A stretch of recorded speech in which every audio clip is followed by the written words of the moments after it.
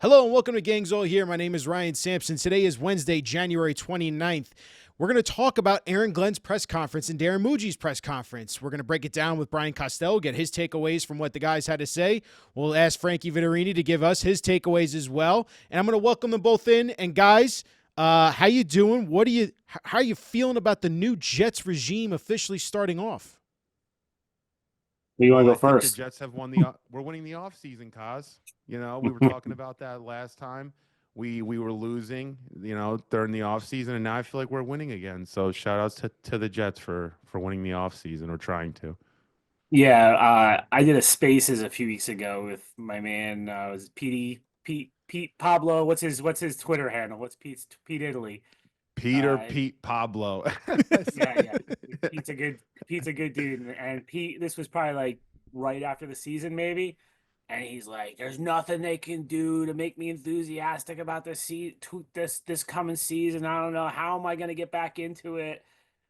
I guess he was at the press conference on Monday. There he was. Pete Italy was in the back of the room, all gassed up. So these guys, it reminds me of the Godfather, three scene. Just when I thought I was out, they pull me back in, and all the Jets fans, Yes. they're all back dreaming. So, yeah, he won the press conference. Aaron Glenn did a good job. As we've talked about many times, it doesn't mean much, but it's better than losing the press conference.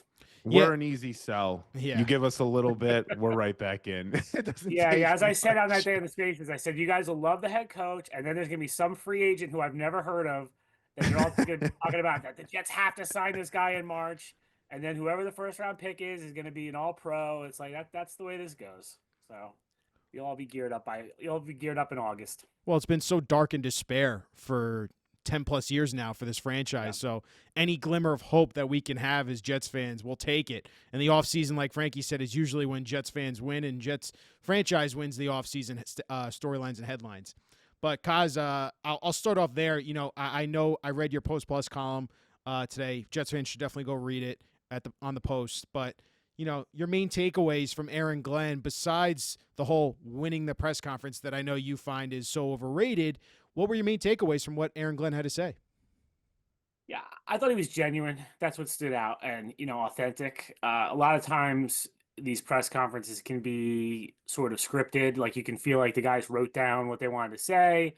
Maybe they're reading off notes, and I'm not criticizing that. It's a pretty intimidating room to walk into. Some of these guys have never really done that, other than maybe to a team, but like to talking to the media and the whole organization is basically in the back of the room watching. So it can be intimidating, but I thought Glenn spoke from the heart. I thought he was authentic. To me, obviously the headline was the seatbelt quote, and where the Jets were built for this. I thought the one that stuck out to me was the '98 championship game, like referencing that.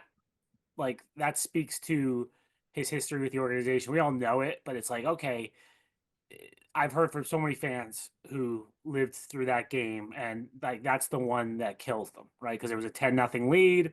They win that game. They're playing the Falcons in the Super Bowl, which the Jets were probably a better team than the Falcons at that point.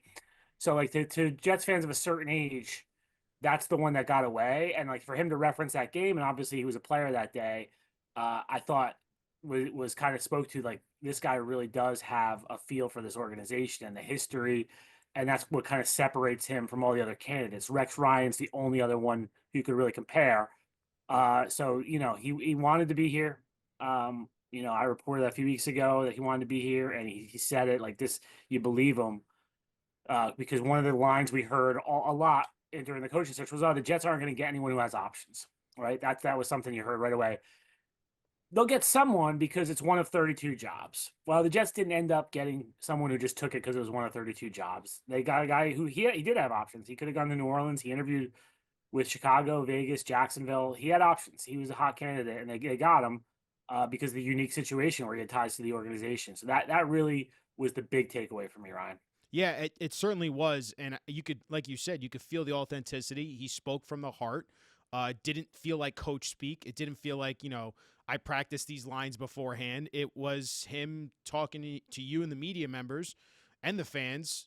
This is who I am, Aaron Glenn. I'm putting my persona out there. This is what you're going to get from me every single day.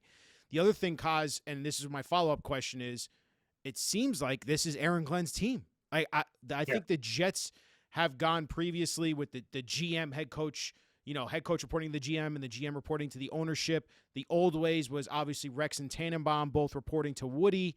It feels like we're going back to that, and I think that's what Woody No. Tannenbaum, Rex reported to Tannenbaum. Oh, okay. So this is how it went. Rex reported to Tannenbaum. Rex reported to Idzik.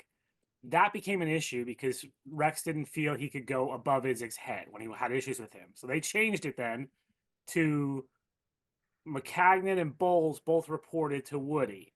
Then it was Gase and Douglas both reported to Christopher. Then they changed it again when they hired Saleh. Saleh reported to Douglas. And now they're flip-flopping back. I don't think it really matters, Ryan, the reporting structure. Anyone who was in that room, anyone who watched it, I'm sure on the Jets website, you knew who the guy was in that room on Monday, right? And Aaron Glenn is the guy. Woody at one point during the conversation with us, after the main press conference, referred to Mougey as Glenn's sidekick, which he probably would like to have that one back. That wasn't the best way to phrase it, but that tells you the thinking here. Like they identified a coach who they feel like has a lot of juice, and he's the guy, he's the leader. It's an interesting, it goes against the traditional how we think of a GM hiring a coach. But if you look at Liam Cohen, they don't even have a GM right now. So Jacksonville is doing this now. I would argue Ben Johnson probably has more juice than Ryan Poles in the Bears building at the moment. We've seen it in the past. Pete Carroll had it in Seattle. He was the guy. I think Vrabel is the guy in New England. Now, Vrabel's not a first-time coach, so it's a little different. It's a lot of power for someone who's never done the job. But the Jets felt like he's the leader, so that's the way they're going. I mean, Mougey does have control of the 53. I checked on that. He is in control of the 53-man roster, but it feels like any decisions that are going to be made or Aaron Glenn's going to be in the room. Right. Before Frankie, before you follow up there, Kaz, I got to ask you what you just hinted there. It seems like Glenn is going to have that most important say when they do make a lot of these decisions for the roster. I know you're saying Mougey controls the 53, but I feel like the biggest voice in that room is going to be Aaron Glenn. So if there's a player or transaction he feels very strongly about it, that's how they're going to go about the action for taking that signing or trade or whatever it may be. Yeah, I think the tie will go to Glenn, right? If they can't agree on something and they have to go to Woody, I think Woody's going to side with Glenn on most things. And honestly, guys, like you have to acquire players that the coaches want. Like this is always a thing where you're like, what? Like, why did you get that guy if the coach didn't want him? Like I'm looking at in Philadelphia right now. Obviously, everything's going great for Philadelphia, but like the Bryce Huff situation, it's clear to me Vic Fangio didn't want Bryce Huff, right? But Howie Roseman wanted Bryce Huff, so Howie signed him, and now Bryce Huff isn't even playing down there. Like, right? So, and we've seen it, before here with people that were signed and then they're not playing or anything. You're like, well, why is this guy on the team? And it's clear that the coaches don't really want them. So I think it's smart. Where you get into trouble with that is if the coach is not a good evaluator. Right, because Rex Ryan that's what happened in the Rex Ryan era. Is once he got more control of the roster and had more decisions to make, Rex made bad decisions about personnel. He was not a good scout. So we'll see if Aaron Glenn is a good scout. And that's where he started his career in the NFL as a scout. So you would hope that gives him some kind of advantage here. Kaz, I'm under the impression that there's going to be some drastic changes with this roster. It started when Aaron Glenn spoke about culture and what it takes to change culture, what he learned from Parcells, and it's all about people, players. It's all about accountability, or how he phrased it, responsibility. I have a feeling, I think it's going to be one extreme or the other, but I have a feeling it will be a drastically different roster. Things will be a lot different and look a lot different in 2025 or come September. I don't know. Did you get that impression at all? Because sitting on it over the last couple days, I'm like, man, this guy's he might scrap a lot of things with this roster. He might trade a player or two that fans are in love with. I just got that impression, kind of put his stamp on this team, wanting to put his stamp on this team a bit. No, I didn't get that impression. I think that stuff kind of happens in year two more, Frankie. Like I think I think he's going to be big on who he's bringing into the building right now, Mm. like the coaching staff and the people that are around the players in terms of culture. Obviously, they have a number of free agents already, so like the roster is going to look different in that regard. But Yeah. in terms of trading like the core pieces, I didn't get any sense that like okay, yeah, he's looking to do that. I think if you do look at the Parcells, the '97 team was a lot of the guys that were there in '96. And then he really more put his stamp on the team in '98, where like they made a lot more changes to the roster. So I don't know. I think it takes a little time to do that. But the roster's going to look different just because there's different people now. Like these are none of these guys are they're guys. So that usually leads to changes. But I don't think any of like the key pieces are going anywhere off of Monday. That could change in the future, but I didn't get that sense off of Monday.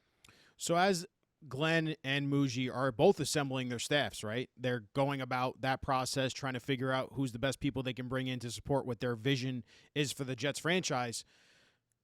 The Mougey part of this, Kaz, didn't speak much at the presser. I know he spoke more to you guys individually when you broke down. Didn't say much there either. Right? Which is interesting because, you know, I know we're saying Glenn, it's going to be his team. It's his, he's going to have the loudest voice in the room when it comes to decision making. You still need a good GM, a guy who can scout, a guy who can smartly find players that you want to keep and draft and develop. That's kind of been the keys to success for a lot of these teams that you see in the Super Bowl, like the Eagles and the Chiefs. I know you can't tell because you can't tell how good a GM is until years down the road when they draft players and you see how they eventually develop. But I don't know, guys. What more can you say about Darren Mougey? Guy kind of came out of nowhere in this GM search. Yeah, he felt like a supporting actor on Monday, right? It was the Aaron Glenn show, and he felt like kind of the side character. I'm interested to see him like at the combine. When he speaks at the combine, and he's got a little more time to figure things out and see what he says there. Yeah, look, he's never interviewed for a GM job before. So I think you start there. Like that's kind of like, are the Jets smarter than everyone? That they figured this out? That they figured that this was the guy? Is it maybe they are? Maybe George Payton told Rick Spielman, his old boss, like this guy's a rock star. Go like get him now, And so maybe they are smarter, or did they mess up in the process here? Well, we will see. Um, People like him. I've talked to a lot of people that have been around them, that have worked with them. They say he's smart. They say he asks a lot of good questions. He wants to learn. He's a good communicator. I've heard a lot of good things about him. Then there are people you ask about him who don't know who he is, and that's weird in the NFL. And so they, he's been kind of in the shadows a little bit in Denver. Obviously, the last 2 years he's been the assistant GM, which is a lot higher profile.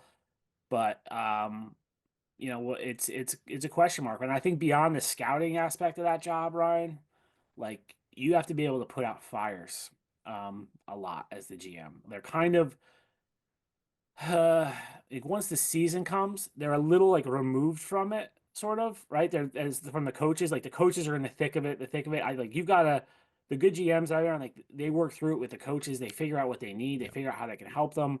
They kind of are a sounding board for them.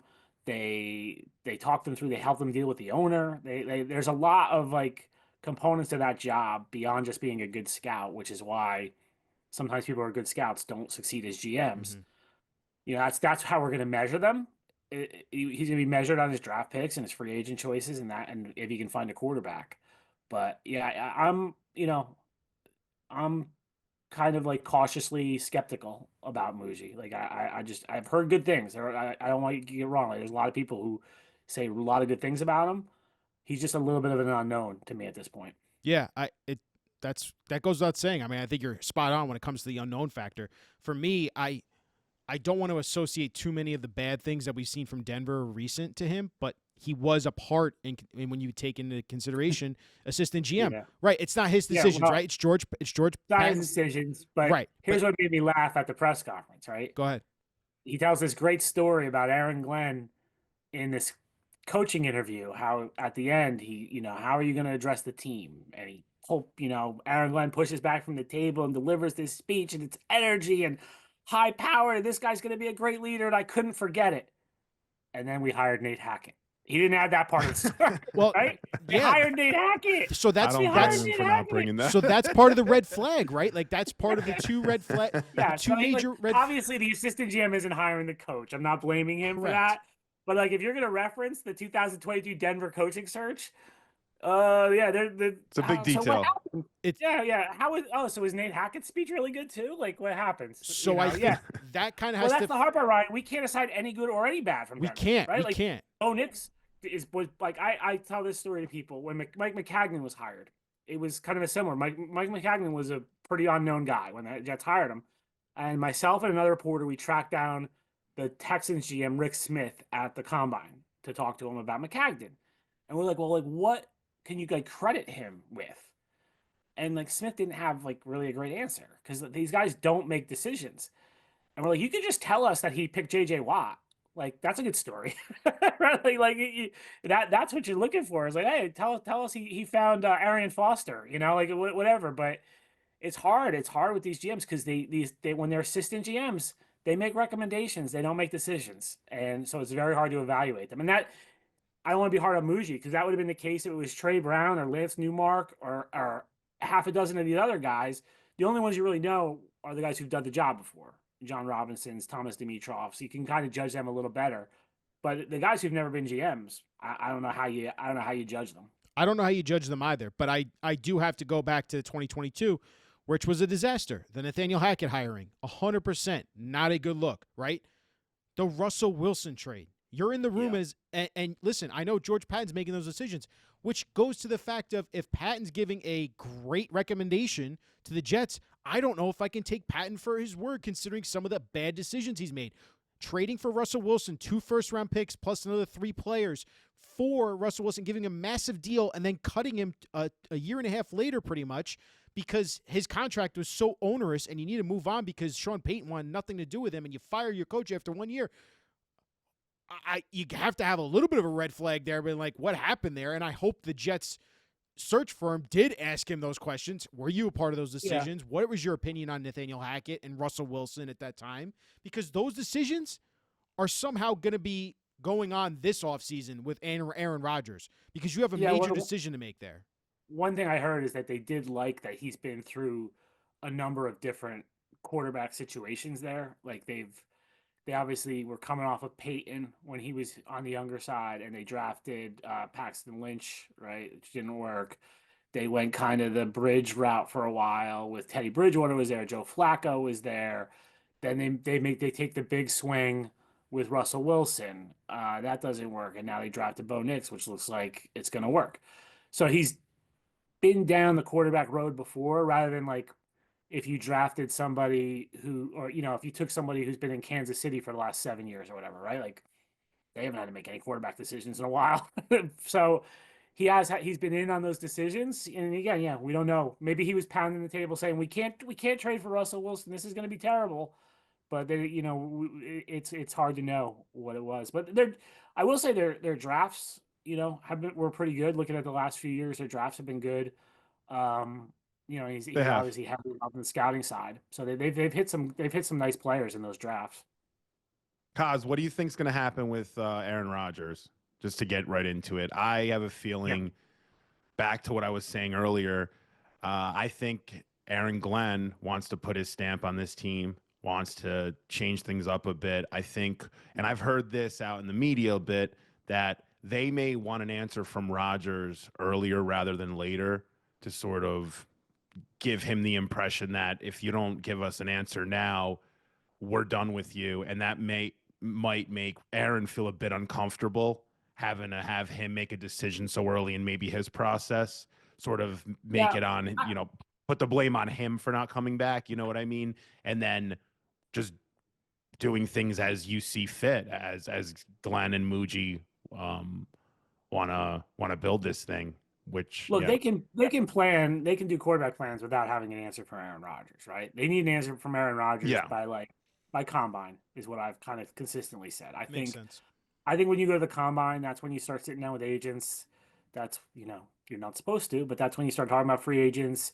That's when like for me, that's when the 2025 roster really starts to bubble, and they start. So I think you have some time here.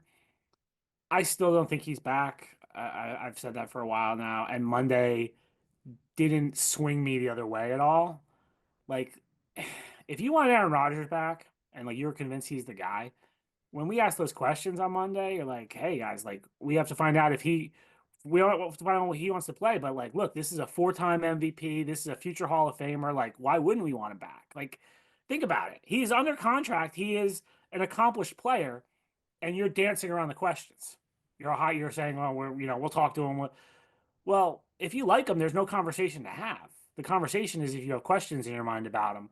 So to me, and also the Glenn sort of like you can see he's the alpha, like this is his program.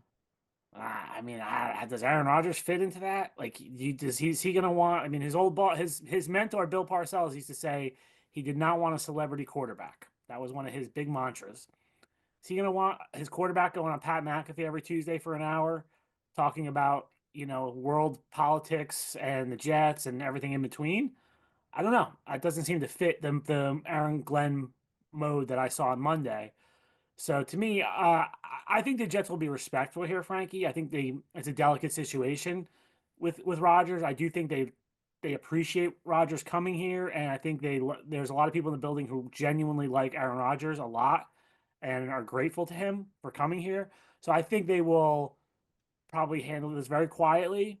And if Rodgers wants to retire, like if they tell him like we're not going to get you back, and Rodgers says I'm going to retire, I think they'll let him make that announcement probably on Pat McAfee and wish him well, and not really say what happened here. Right? They're going to keep quiet on it. If he says he wants to keep playing, then it gets a little dicier. Then you have to be a little more public about it. I do wonder, Kaz, about this whole Rodgers decision. See, for me, I think it was the opposite, considering he already said he texted Rodgers, him and Mougey, and that they've already reached out to him. I hear you on the Glenn. This is, he is the leader. It's his team. It's his culture he wants to establish. I just wonder if Rodgers wants to have one more year at the kick at the can, sort of say, because this Jets team is it's not bad. Like, it's not a bad roster. It was just a really poorly coached roster, I would argue, and really poorly coached team last year. Rodgers and for a long stretch, poorly quarterbacked. Right? Poorly quarterbacked. I think Rodgers had some really nice games at the end of the year. But and maybe you can say, oh, it's because his hamstring was torn, but like he's been hurt now every season for the last 3 years. He's 41 years old. Is he not going to get hurt this year? Like he's probably going to get hurt. And like someone made the comparison of Peyton Manning in his last year with Denver, right? Gary Kubiak comes in and they basically let the defense win games. Peyton really didn't do much. He was along for the ride that year. Well, Aaron Rodgers, but like Peyton was able to like put his ego aside and hand the ball off and live and like they hand the ball off, let the defense win games. Can Rodgers do that? I don't know. Like, I don't know, and I think tell him like we want you back, but here's the offense, Aaron.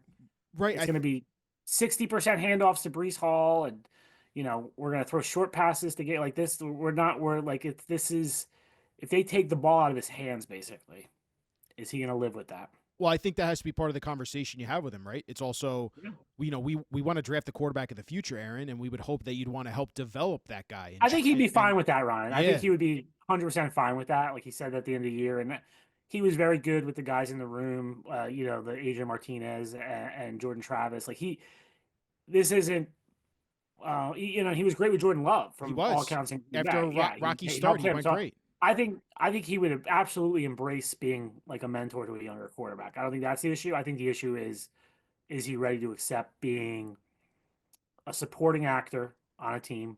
Or like, is he willing to play on a team where maybe it's the defense wins games and the running game, and you're like a secondary piece for most of the part? And is he going to just like, this is the Aaron Glenn show. Is he going to not make it the Aaron Rodgers show? And if Aaron Glenn comes to him and says, no more McAfee, what does he say? If Aaron Glenn what I think could happen too? If he does agree to, let's say, run a different offense or to take a step back, I think eventually as the season goes on, he'll go back to his Oh, yeah. default, mode, he'll go right back to what Rodgers is used to. He's the oldest And player in the and league. I Frankie, mean, he's done it I his, understand that. I understand that. of He's 40, course. like he's played for Yeah. 20 years.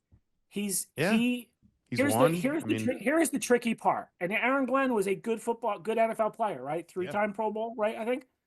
He's not Aaron Rodgers.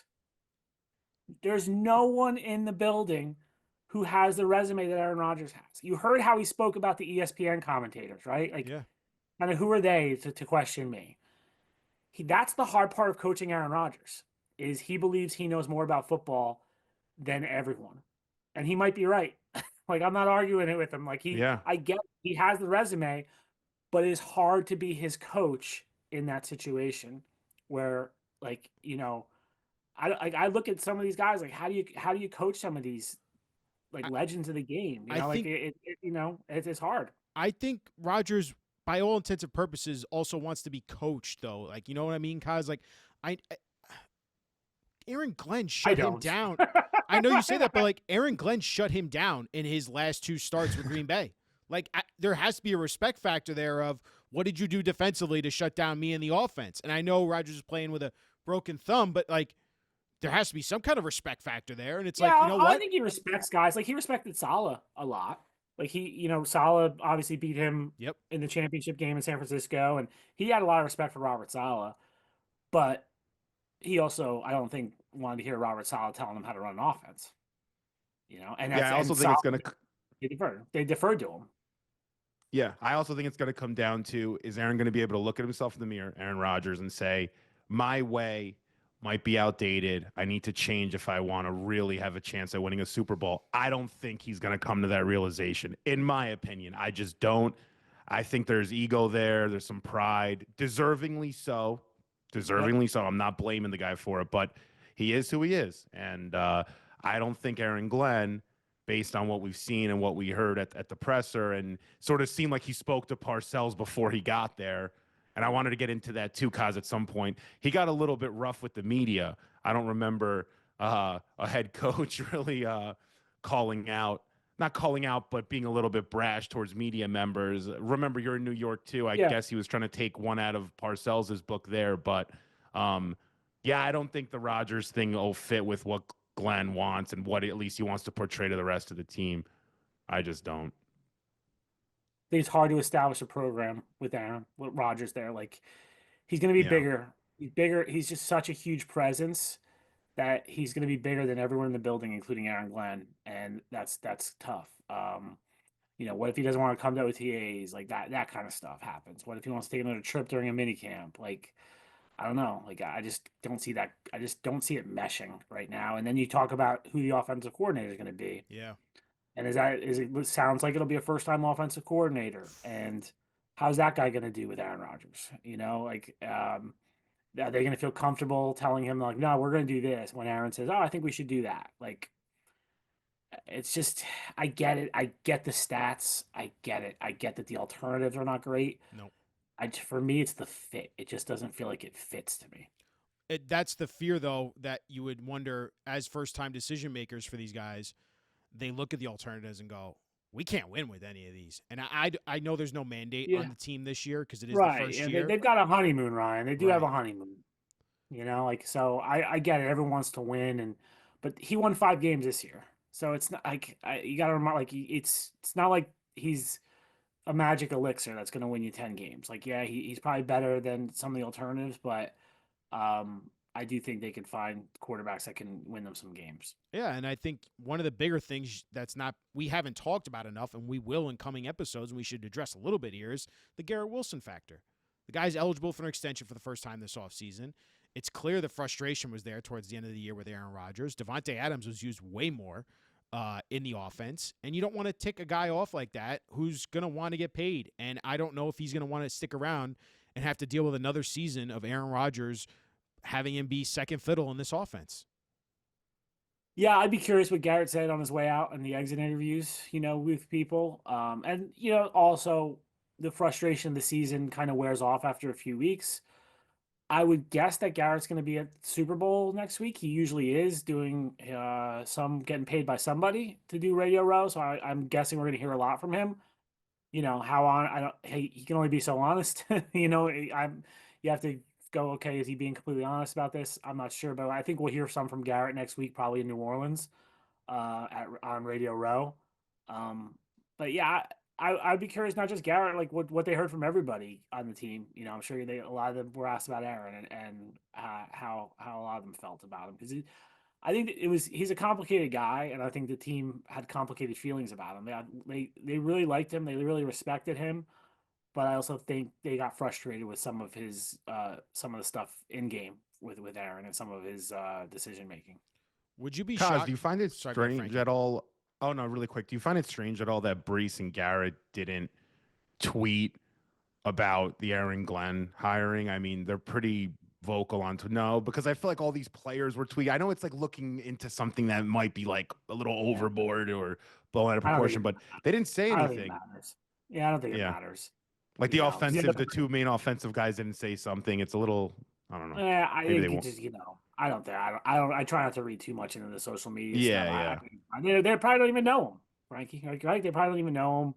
So I don't know.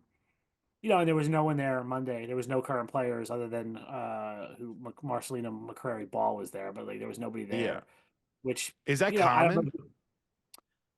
I mean, God, I can't remember all the press conferences. I feel like it's pretty common because the difference, like if you watch like the Jacksonville one, there was guys there, but those guys probably stay in Jacksonville because it's Yeah, Jacksonville. Trevor stays there. It's, Yeah, it's 80 degrees right now. Like yeah. there's a lot like it I gets know. scattered. Like like Devontae Adams. When we were talking to Devontae Adams at 1:30 the day after the season, he had a 2:30 flight home. Like they're getting out of here as fast as they can. They go to warm weather places. So I thought there might be a few there. I was a little surprised there wasn't more because some guys stay here and they do work out at the facility, in the winter. But yeah, so I wouldn't read into that too much. I don't think they probably don't really know much about him, to be honest with you. So, Kaz, I want to ask you about the staff a little bit here. We heard a lot about Nick Caley, and Jets fans were excited because it comes from the McVay tree. But we see him now interviewing with the Tampa Bay Bucks. We see him interviewing with the Houston Texans. So I don't know if the Jets are going to get to interview him or have that chance. But we hear Tanner Engstrand. I mean, we've heard other names. Do you have a sense of where this could possibly go for Aaron Glenn picking an offensive coordinator? No, I think it's heating up now. I heard they want to get the interviews this week pretty much going. So and I think it was reported one this morning, right? Chris Harris was reported by Tom Pelissaro. Is coming in. So I think you'll see it more in the next few days. We're recording this on Wednesday. I think you'll hear more interviews coming up. Yeah, I mean Callie was the first name I heard, and Scott Turner I heard early. I haven't heard his name much since. Um, And yeah, Clint and then, Kubiak and got then hired already. yeah, I hadn't heard. I know it was reported. I hadn't heard his name with the Jets, and then obviously Steve Wilkes is the name you keep hearing as the defensive coordinator. So we'll see if that happens. But yeah, it's it looks like it's gonna be a first time guy. We'll see if they bring in some kind of veteran coach as like an advisor, sort of, what they tried to do with Greg Knapp when Saleh got here. Um, but yeah, I think they have to go through the whole process, Ryan. I don't think it's going to happen quickly. Like the Rooney Rule applies to the coordinators too. So there got to be two minority candidates interviewed for both positions. So I think you'll see a number of interviews done, and we'll probably hear it next week. We'll probably find out who the guys are. I would guess. I would think it would be leading up to the Super Bowl. We'll probably hear who they're going to be. Yeah, well, the reason why I ask is tell me if I'm crazy here with this take. The coordinators are going to be more important in how this team performs this year because Glenn has indicated he's not calling the defense. So he's going to hire a defensive coordinator to call the defense, and that offensive coordinator has to be able to use Breece Hall and Garrett Wilson. We want to see those guys reach their full potential, right? Yeah. But nothing's more important than the head coach, right? Because he's the one who's going to coach those guys, and he can tell the offensive coordinator, "Hey, give the ball to Breece more," right? Like so, the head coach is the most important. But yeah, I would say if you're going down the list, offensive coordinator is number two, and I'd even put offensive line coach right there with it. I always say that. I harp on that. I want to know who the offensive line coach is because to me, like you look at the freaking Eagles and Jeff Stoutland, that guy is so important to that team, the way that offensive line plays, and they plug guys in back then. I'm not trying to rub salt in, but they plug guys Every in. year. Their they O have line's success, top of right? the Like, I league. mean, Jason Kelsey's the greatest center ever. Oh, he retires. Up, they're back in the Super Bowl, and they had two guys playing center on Sunday. Yeah. Like, it's Yeah. crazy. He's good. A lot of So like first that, round talent on that team too, obviously, in the there is, offensive but I line. mean, Stoutland just does it year after year after year. So I think, offensive coordinator, offensive line coach to me are right there. Yeah, and then I'm curious, the defensive coordinator, Solid didn't call the defenses, but he had a heavy say in the game plan. Like, how is Glenn still going to be heavily involved in the defense, or is he really going to take more of a hands-off approach there too? But yeah, we've talked about it a bunch. The staff is huge because that's where a lot of guys go wrong. Is they hire the wrong guys, and it's tough. It's a lot of competition out there. You talk about Cali. Like, would you pick here, or would you pick Tampa Bay where they have Bakers going, or would you pick Houston where they have Stroud? Like, it's tough. Yeah, it's tough. They don't have Money they don't talks, have a man. quarterback. Money talks. Yep. You got to pay these coordinators a lot of money now to keep them. Money, and it's quarterback too, Ryan. When it Yeah. comes to coordinator, like, I'm going to take a job where I know I have a quarterback. Well, could you sell a future offensive coordinator and be like, hey, we'll let you pretty much help pick us the next quarterback that you think could be the leader of this franchise? You're gonna have a massive say in that. I think if you had the number 1 or 2 pick, you could sell them on that. Not with the number 7 pick, like, because there's no guarantee you're gonna have a good pick next year. Like, so if you're just sitting about looking at it, like, these guys all want to be head coaches, right? The quickest way to being a head coach is to have a really great offense, like, right away. So if someone goes to Houston and gets CJ Stroud rolling, which doesn't seem that far fetched, you're going to be a head coaching candidate next year, probably. I have a feeling too the Jets are giving Aaron Glenn. I mean, we spoke about this earlier in the show, but it seems like he's getting full control here. He is our Vrabel. He is our, Jim Harbaugh in a weird way. I mean, it really seems that way. Like, he's going to make every real important decision, and decisions won't go over his head. I mean, that's pretty apparent, I would say, right, Kaz and Rye? I think he's got a lot of people in his ear. I think there's people helping him with this. I think Mougey's going to be obviously involved with the staff, people he knows. I think Jaime will be involved in advising him and working with him. But I do think, I think ultimately it's going to be his decisions to make. Isn't that a little wild? Isn't that like, I mean, if he's never done this before? I mean, aren't you taking a big risk doing that? Well, I think Kaz has already pointed it out. This is what the NFL's doing. Yeah, but the staff also is the coaches, Frankie. Like, the coach usually does hire the whole staff. I think you get into trouble when you start forcing people to take people, right? Like, the Jets were locked in on Greg Williams before they hired a head coach, and they forced Gase to take Greg Williams, and that didn't work out very well. And remember, they were Matt Rule, right? He wanted to hire his own staff, and they were kind of pushing who they wanted his staff to be at that point. I think it's risky when you kind of force guys upon coaches. So that part I'm not concerned about as much. I just think he's got a lot of overall power. Finally, Kaz, for you and for Jets fans here, what should we be paying attention to besides the actual staff being hired? What other things can we expect leading up to here? I know we got draft hype coming here. Free agency is going to be before that. The combine will be before that. But what should Jets fans keep their eyes peeled for over the coming weeks? Yeah, the staff's the biggest thing, Ryan. And then the combine will be at the end of February. I really think there should be the Rodgers decision is going to hover over everything between now and then. I think that's the biggest thing. And then when the combine gets here, that's when the draft cycle and free agency cycle really starts going in my eyes. A little bit this week with the Senior Bowl and the Shrine Bowl that people are talking about it, but the true draft season really starts at the combine for me, and that's where you start hearing from all the top players and seeing them on the field. So should be relatively quiet, I think. Knock on wood. I think it should be staff stuff and Rodgers and the Super Bowl. You're going to hear a lot about Mekhi Becton in the next week. Braden Mann, Jason Brownlee's on the Chief practice squad. Bryce Huff doesn't play. Bryce Huff doesn't play. That's those are pretty much the Jets connections, right, to the Super Bowl. If you have any Chiefs story ideas for me, let me know. I got to write the Chiefs for the 3rd year in a row. Steve Spagnuolo. I think calling the Giants are going to get it the worst though when Saquon is Super Bowl MVP. Oh, yeah. I'm calling it right now. It's much worse for the.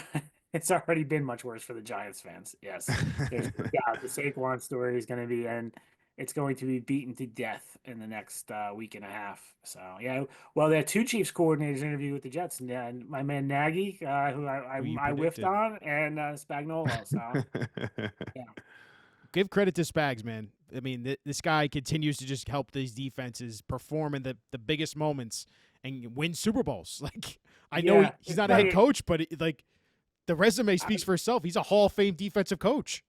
I was having a conversation with a coach the other day. We are talking about like blitzing versus not blitzing, right? Because they're like, that's going to change with this defense now.